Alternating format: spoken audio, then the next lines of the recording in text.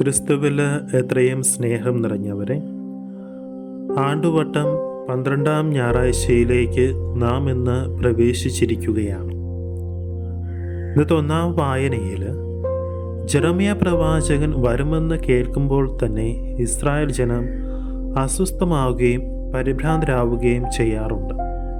അതിന് കാരണം ജെറമ്യാ പ്രവാചകന് ഇസ്രായേൽ ജനത്തോട് പറയുവാനായിട്ടുണ്ടായിരുന്നത് വീണ്ടും അവർ വിപ്രവാസത്തിലേക്ക് പ്രവേശിക്കുമെന്നാണ്.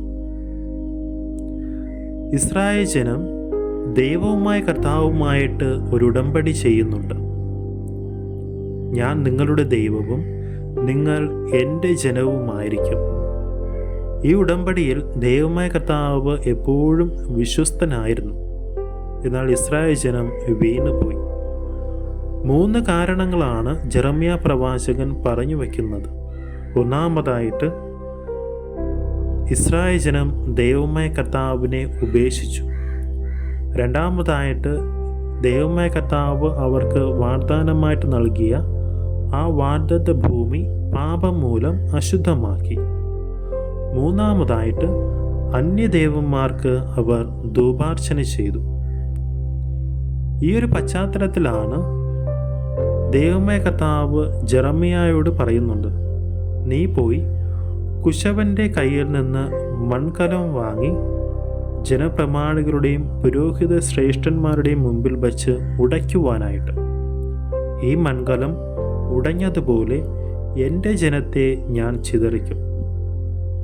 എന്നാൽ അധികാരികൾ പ്രവാചകൻ്റെ ഈ സ്വരം സ്വീകരിച്ചില്ല. ഇസ്രായേൽ ജനം പ്രവാചകൻ്റെ സ്വരം സ്വീകരിച്ചിരുന്നെങ്കിൽ അവർ വീണ്ടും വിപ്രവാസത്തിലേക്ക് പോകുമായിരുന്നില്ല.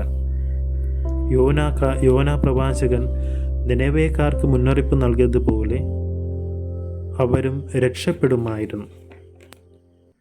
വീണ്ടും ജെറമ്യാ പ്രവാചകൻ ജെറുസലേം ദേവാലയത്തിൽ വച്ച് ദൈവത്തിൻ്റെ വചനം പ്രഘോഷിക്കുന്നുണ്ട്, പ്രവചനം നടത്തുന്നുണ്ട്.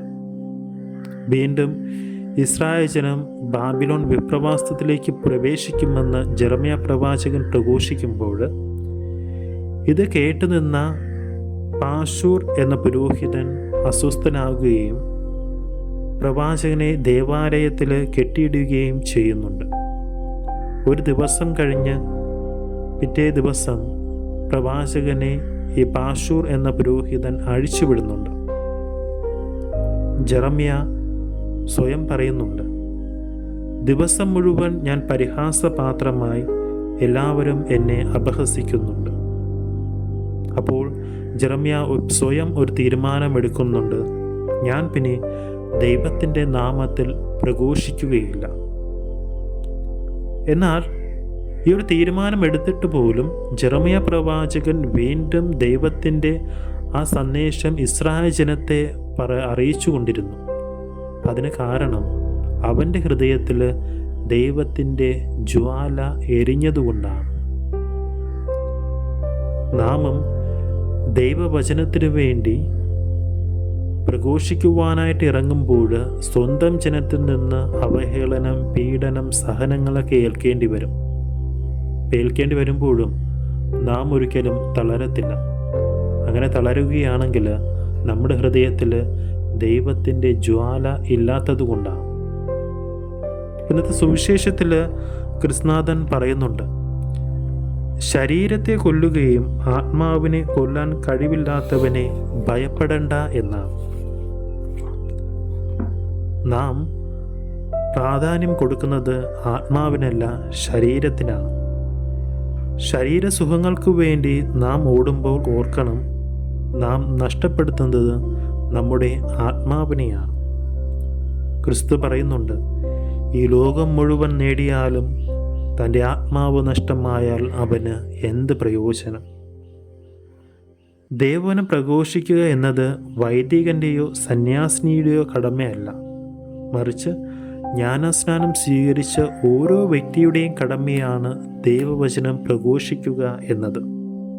നമ്മുടെ നോട്ടം കൊണ്ട്, വാക്കുകൊണ്ട്, പ്രവൃത്തി കൊണ്ട് ഒരു വ്യക്തിയെ വേദനിപ്പിക്കുമ്പോൾ ക്രിസ്തുവിനെ പകർന്നു നൽകാൻ സാധിക്കുകയില്ല. അത് ക്രിസ്തുവിനെ പകർന്നു നൽകുമ്പോൾ മാത്രമേ നാം യഥാർത്ഥത്തിൽ ദൈവവചനം പ്രഘോഷിക്കുന്നുള്ളൂ.